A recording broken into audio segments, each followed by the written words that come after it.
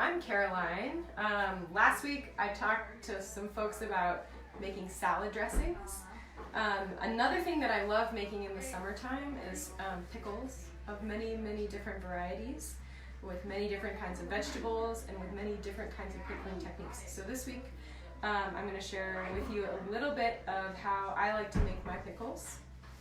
I should start by saying that I have been consuming copious amounts of pickles since I was approximately, well, probably in the womb, but more or less like 4 years old. I have loved pickles my entire life, so much that for Christmas, Santa Claus would bring my brother and I an entire 5-gallon bucket of pickles, and we would store them in our garage back in Kentucky, and then over the course of a month we would come home from school every day and eat a pickle like about this long and this wide every single day. And they would be gone by the end of January. So obsessed we were with pickles. So, of course, my favorite kind growing up were dill cucumber pickles. And as I have gotten older, I've refined my tastes and expanded my tastes a little bit. And I really love and appreciate lots of different kinds of pickles. Both fermented pickles, as we'll learn about today, as well as quick or refrigerator pickles, which we'll also learn about today. I should also say that growing up at our Thanksgiving and Christmas holidays, we would also always have a relish tray of some kind. So at an early age, I was exposed to a broad range of pickles, such as asparagus pickles and okra pickles. Of course, okra grows really well in the South in Kentucky. Watermelon rind pickles, green tomato pickles. I was always surrounded by that. Pickled pig's feet sometimes made it onto our relish tray, but I didn't try those so much. So as the parody, the Portlandia parody goes, you can pickle anything. But for myself, I like to pickle things that taste good to me. And so I'm going to share with you a little bit today about the kind of flavors that I really like in the pickles that I make. As well as 2 different types of techniques that I like to use. So we're going to start with the quick pickle technique. So maybe we should back up and talk about what is pickling? Pickling is a method of food preservation where fresh vegetables or produce is mixed with either a vinegar and or a salt solution that preserves that fresh food for longer. Of course, it also imparts a unique flavor in that particular vegetable, which is that sour crunch or salty crunch that we love so much. So to start, we're going to make a quick pickle. There are many, many different ways that you can do what's called pickling. You can pickle, I tend to think of pickling as coming in 2 categories. There are vinegar pickles, which are made with a type of vinegar. There are lots of different kinds of vinegars that you can use. You could use white wine vinegar, red wine vinegar, white vinegar, apple cider vinegar. There are probably more that you could use as well. Or you can make a pickle by fermenting some sort of vegetable in a salt brine solution, which is a longer and more complicated scientific process. But to start, I'm going to teach you the quick pickling method. This method is also called refrigerator pickles. What's great about this method is that you can take the fresh produce you get in your CSA and you can make a pickle out of it and let the jar cool and then throw it in your refrigerator, and that pickle will keep sometimes upwards of a month or longer. But hopefully you eat them before they get that old.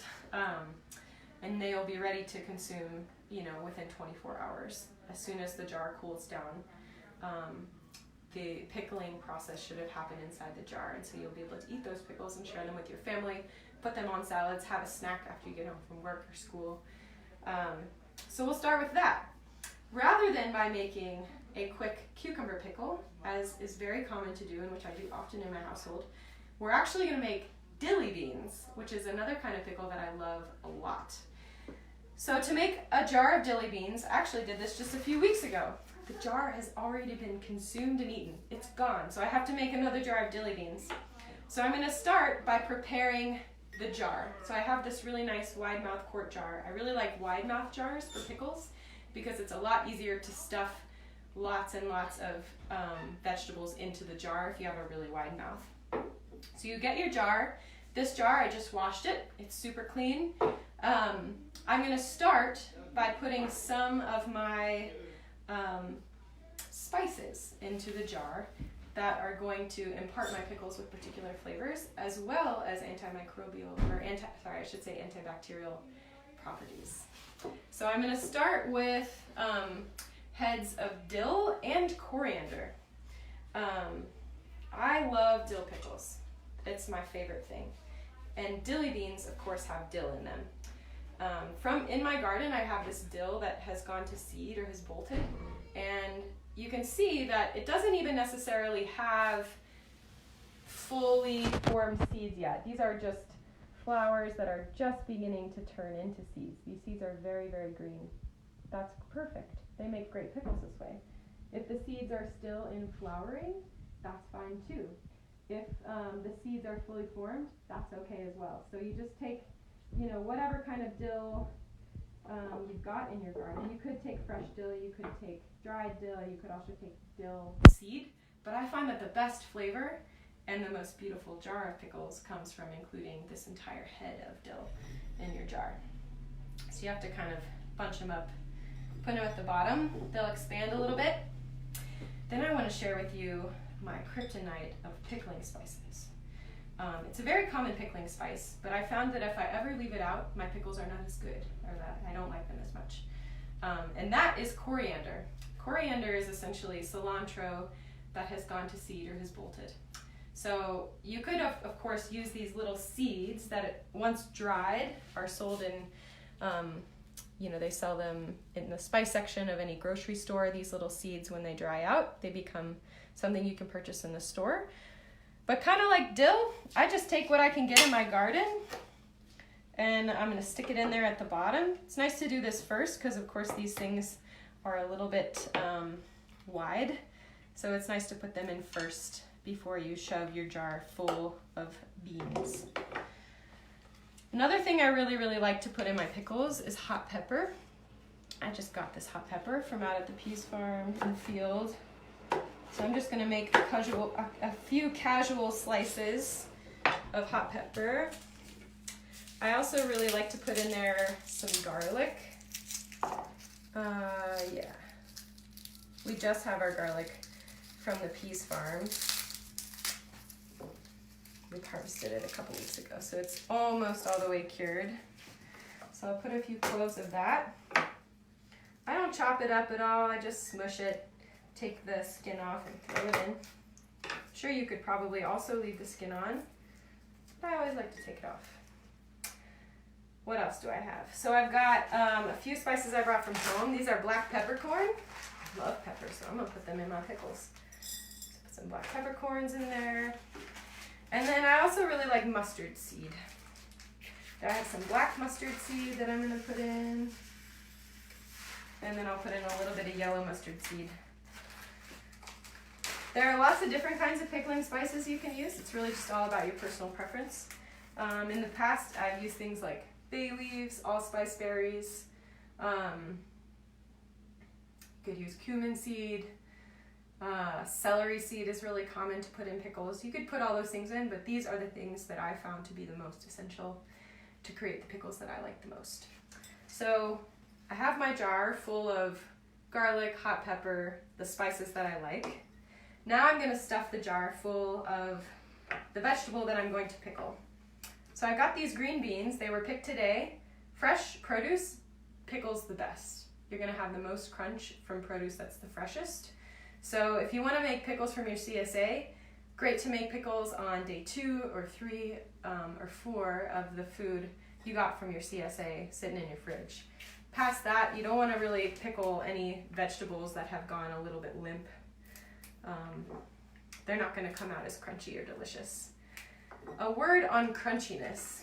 A lot of people put oak leaves or grape leaves or other leaves that have a really high tannin content into their pickles as a way of preserving the crunch and imparting a little bit of extra crunch into their pickles.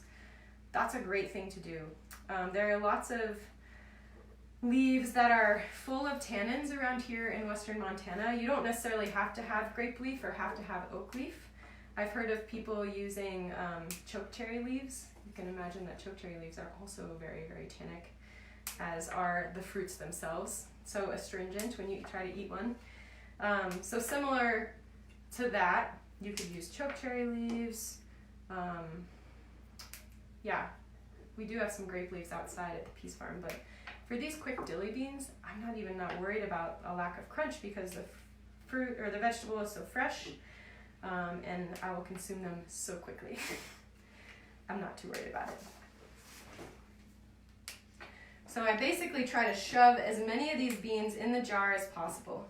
There's really not a ton of rhyme or reason. The best rhyme or reason I can think of is just keeping everything going in the same direction. And at some point, you just have to kind of, send it. Just put as many pickles or as many beans in as you can.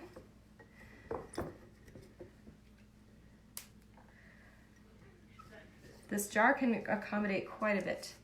I find that if you slide them down the outside of the jar, they find a space.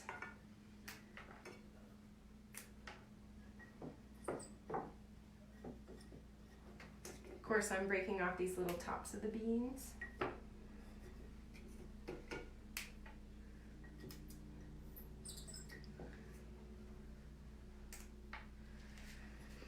All right, so once I have my jar full, another thing you want to consider when you're putting things in the jar is that you don't want them to be sticking up too much above where you want your liquid to go. So I've got my jar pretty full, and you can see that all the beans are more or less level with this first ring on the quart jar. That's a pretty good practice. You don't want things sticking up too high. I think that's all my beans. So now that I've prepared my jar, which is kind of fun, you are making this beautiful thing. All my spices are in there at the bottom. You can see how well the dill fits in there since I put it in first. I'm gonna make my liquid. And so I have this awesome book that I like to use for all sorts of pickles. It's called The Joy of Pickling by Linda Ziedrich. I got it a few years ago. I think I got it at the Book Exchange. They sometimes have really great books like this at the Book Exchange for real cheap. Yep, I did. I got it at the Book Exchange. I'm making the recipe in here that's called Zydeco beans. Zydeco is a type of music common in Louisiana. And dilly beans apparently are, a far southern specialty. This is what the recipe looks like. As you can tell, it's supposed to make 6 pints. So as you know, a pint is a half of a quart. I have 1 quart here. So I'm essentially going to make a third of this recipe. And in my book, I've taken the quantities that they have here for what is our vinegar solution, our vinegar and salt solution.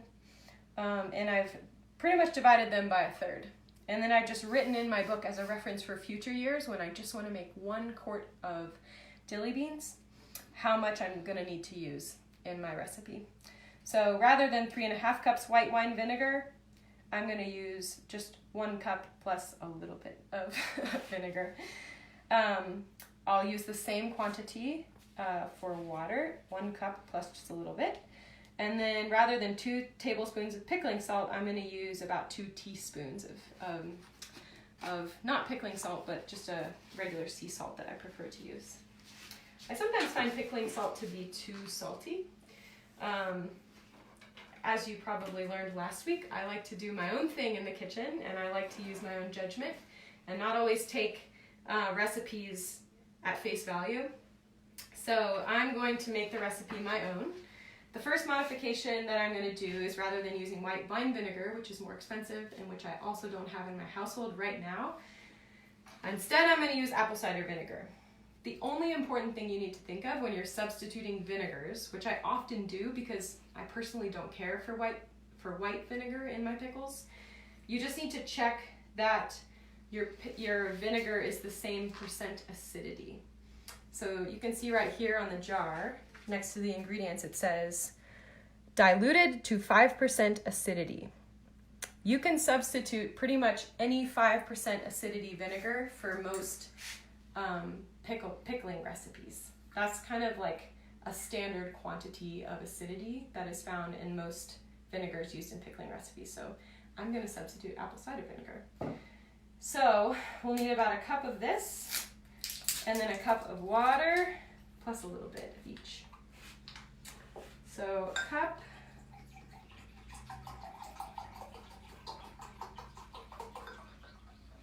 plus a little bit of apple cider vinegar, and of water. I'll need the same volume, a cup plus a little bit.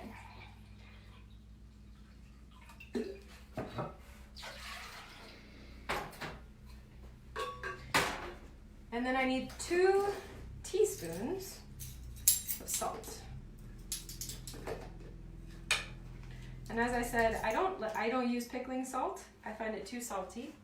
So I'm just using this sea salt that I get in bulk from the Good Food Store. Now I'm going to heat this up, and really all I need to do is heat the liquid so that it's hot, which will soften the beans a little bit, and also the heat in the liquid will dissolve the salt. And dissolving the salt is something that's pretty important so that the salt can be spread throughout the pickling liquid that you're using. Give this a little bit of stir. So while we're waiting for that to get hot, it doesn't necessarily need to boil. You could boil it, but it doesn't need to boil it just needs to get hot.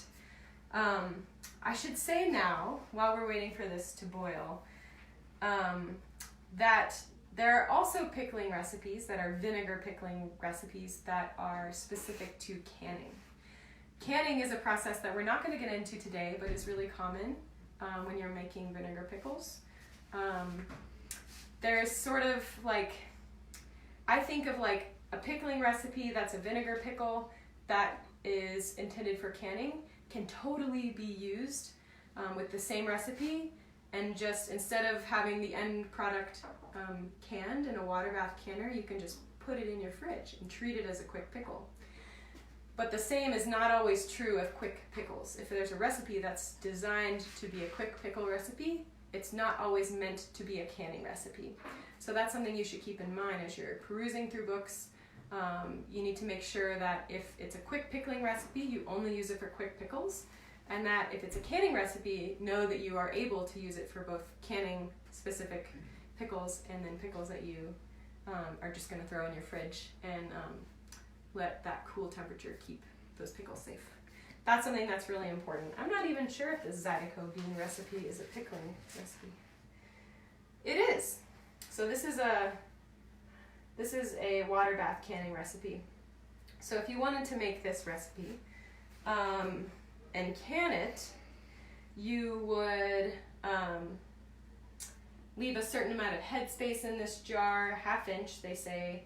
You would have to heat the lids and put the hot lids onto a hot jar. This jar would need to be started at a really high temperature, and then you'd want to seal them and then put them in the hot water bath for 5 minutes. So it's a pretty quick water bath process if you wanted to put them up for the winter, which would be really awesome, but I'm not really in the mood for that right now. Not till September. So this pickling liquid is getting nice and hot. The salt is dissolving pretty well.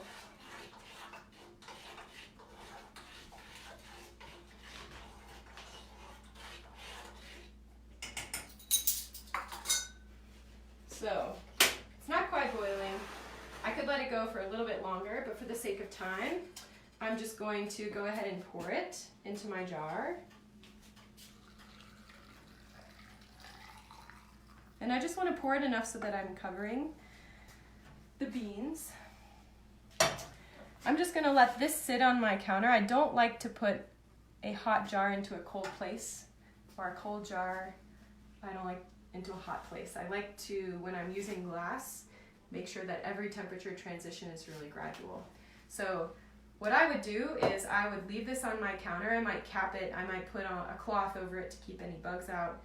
and just let that jar cool down naturally. And once it's about room temperature, cap it, throw it in the fridge. Tomorrow, you'll have dilly beans. They'll be so tasty. So I'm gonna set this over here so I don't disturb it. So next type of pickle we are going to make is a fermented pickle. I make these all summer long. As soon as I have my pickles, my pickling cucumbers, which are these, come on in my garden at the homestead, I'm collecting my pickles every couple days, and with each collection of pickles, I'm putting them up. And I usually start the summer by making fermented pickles. And I make fermented pickles until I've filled up as many half-gallon ball jars as my refrigerator can handle. And then I start canning my pickles, or canning my cucumbers. So the process that we're going to use here is pretty similar to the other one.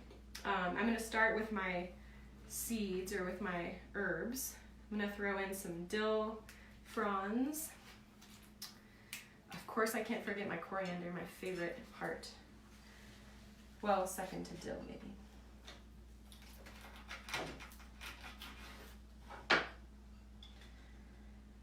Put in a bit of hot pepper, bit of garlic,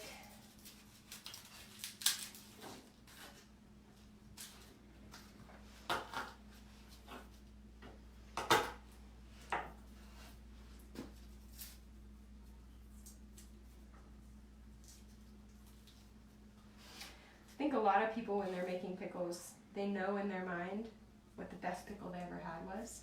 And every time they make a recipe, they're trying to get closer and closer to that. That's at least how it's been for me. I'm always trying to get closer and closer to the most delicious kosher dill pickle I've ever had. And I have never been there. I've never made it on my own, but every year I try. So what we're gonna do is we're gonna make whole dills.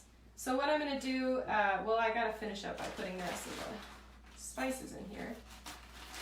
What's really cool about a lot of these spices is that a lot of these spices, like hot pepper and garlic, dill, and coriander, a lot of these spices are preservative spices too, which is really cool. So when I'm using pickles to make fermented pickles, it's really, really important to not introduce bad bacteria into the crock. So I'm going to do a few things to avoid that happening. So when I take my pickle, I'm going to wash it really, really well because I don't want any soil to be on my pickles, on my cucumbers. And then I'm going to cut off the blossom end. So on every pickle, there is this end where the stem was when we picked the pickle off the plant. And on the other end, this is the blossom end. And there's sometimes a little bit of like sort of rotten pieces of rotten flower. So I'm going to cut off the blossom end. I like to do that on all of my pickles. Take off any dirt or debris that you might see. You could also slice these. You could also make spears. You could also make halves. You can make those little sandwich ovals. You could cut them on the bias. That looks really pretty. But today I'm just going to make big kosher whole dill pickles. Just depends on how much time you have. So I filled my crock about, I don't know, 2/3 of the way full. That's kind of a good amount of fullness to fill your crock up when you're making this kind of pickle. So what's really special about fermented pickles is that you're not using vinegar as a preserving solution. You're using salt and water. So you're diluting salt into water so that it dissolves. And what happens is when you put your vegetables in this salt water solution, they are in an anaerobic environment. So there's no air.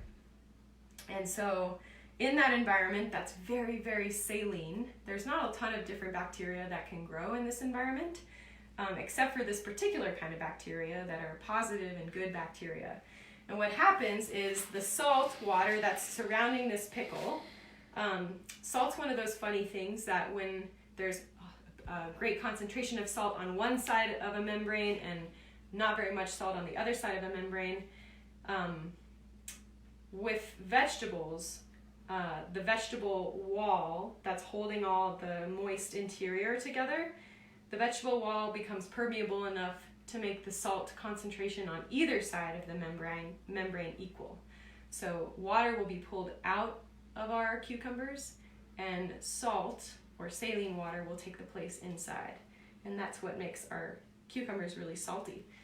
In addition, a great proliferation of bacteria flourish in this environment so long as we're doing things right. And that's what gives the pickles their tang or their umami flavor. So I'm going to grab this 32-ounce container. You can use any 32-ounce container, and you want to, I usually use a glass jar, but I don't have one right now, so this is 32 ounces. So I'm just going to use this. And I have found that I really, really like a 4.5% concentration or ratio of salt to water in my fermented pickles. So what that looks like is 2.5 teaspoons of salt per quart water. That's the only thing I remember year to year is 2.5 teaspoons of salt per quart of water.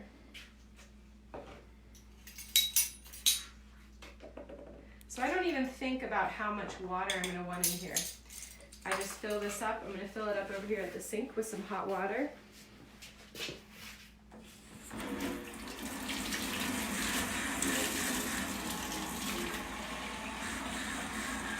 I'm going to peek out. This is Genevieve. I'm filming outside. There's some flower arrangers getting the flower share ready to go for this afternoon.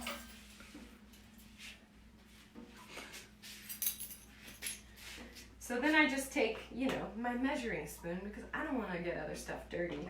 And I'm just going to dissolve this salt in this warm water that I got from my tap. I try to make this process as simple as possible so that I can just crank out pickles all summer. And this is a process that I found to be really effective. I don't really have to modify things. I don't have to think about different quantities of salt or different quantities of water. I just make as many quarts as I need to fill my crock to the right level. And that's how I do it. So I'm just gonna pour this salty water into my crock, and I realized, so I didn't get enough, so I need to make another quart of salt water or brine.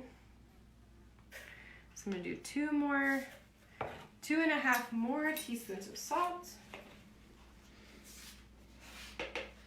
Another bit more of the warm water.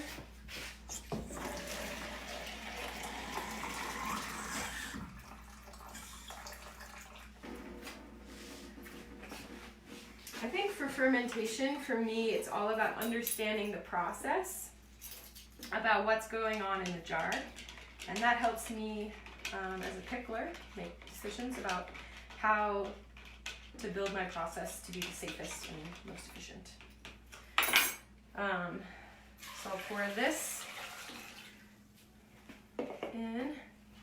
So I just want to rearrange. I have a pretty good amount of water in here, or brine in here, and I just want to rearrange my pickles so that I could theoretically push all of the cucumbers below the surface of my brine.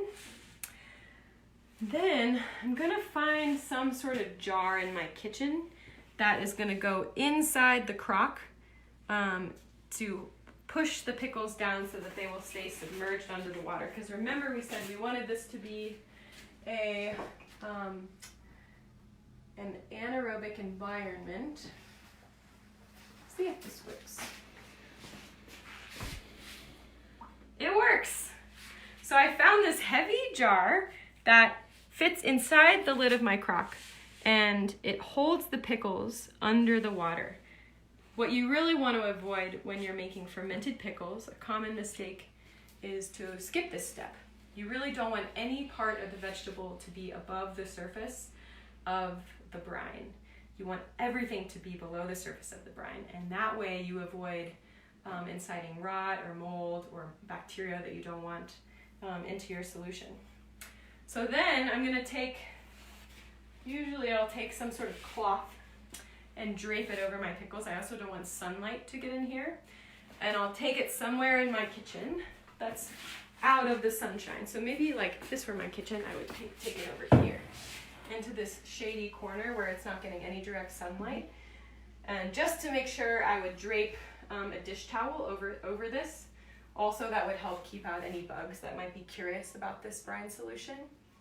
And then because it's the summertime, I would want to check my pickles quite frequently because, as you can imagine, bacterial growth happens a lot quicker in higher temperatures and slows down a lot in lower temperatures. And so what I would do is check my pickles every day. So what I would do is take everything out of the crock so that I could get to the pickles, or I would take the jar, take the dish towel off, take the coffee mug out, take one pickle, maybe take a slice off of it, taste it, see how it goes. If it's to the sourness that I want, if it's just salty, it's probably not fermented for long enough, so you'd want to allow the fermentation process to go a little bit longer.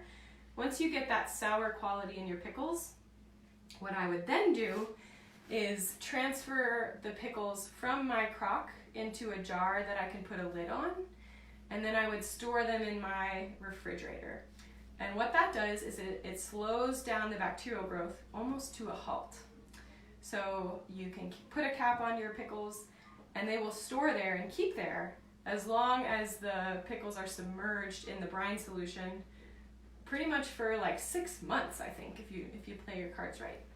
Another thing that you might encounter when you're making fermented pickles is that you may get a little bit of scum on the top layer of the brine, and that scum isn't a big deal. It doesn't mean that your pickles are ruined. It just means that in that at the surface of the brine where there is a little bit of aerobic activity with the exposure to oxygen, there has been a little bit of mold development. And all you have to do is skim that off the top with a spoon or something like that and throw it away. And so when you're taste testing your pickles, as you're checking in on them every day, you can skim off any of that mold that develops on the surface of your pickles. So that's sort of what the process looks like. I have been making fermented pickles for a few years, and I feel like it's one of those things that if you try it once and it doesn't work out, don't fear. You should try it again. And maybe just remember kind of what your process was and see how you can make your process a little bit cleaner, or possibly remember to skim off that mold or make sure everything is submerged. Those are sort of things that I haven't done quite right in the past, and that has made my pickles go a little bit too funky. Another thing I would mention is that you don't have to use a crock when you're pickling. I found this crock at a thrift store, and it was really cheap, and it was really small. I liked the size of it because it's about the volume of pickles that I harvest in a day at with my little 20-foot garden plot at the homestead. And so you could use a larger crock if you had a larger volume of pickles, but I think if you're trying fermentation out for the first time, it's nice to start with a small quantity. And so another kind of jar that I often use is a half-gallon ball jar. They're about this tall. They typically have a wide mouth, and you would basically do the whole same process, but just in that more vertical jar, and that will yield similarly wonderful results. If you're more curious about fermentation, a lot of what I've learned about it has come from this book by this gentleman, Sander Katz. It's called The Art of Fermentation. He also has a book that's more like a recipe book for different fermentation recipes. I think it's called Wild Fermentation. But this one I really like because he really talks about the process and what's happening sort of on a scientifically what's going on in the jar, which I feel like understanding things at that level can really help you refine your process in your home. So I've used this to develop my 4.5% 2.5 teaspoons per 1 quart or 1 mason jar's worth of water. That's where I got my special ratio that I've always used. Yeah, but you could learn more in this book or in Sandra Katz's book, Wild Fermentation. So that's all I've got for you today. We're not going to get into canning today, but that's another really, really great way to preserve pickles, and I hope that you try pickles sometime this summer, because especially in the summer when we're sweating so much, especially if you're working outside, it can be so refreshing, and it actually helps you replenish salt in your body by eating pickles. So I think of them as a great farmer's snack. So I hope you do too. Thanks.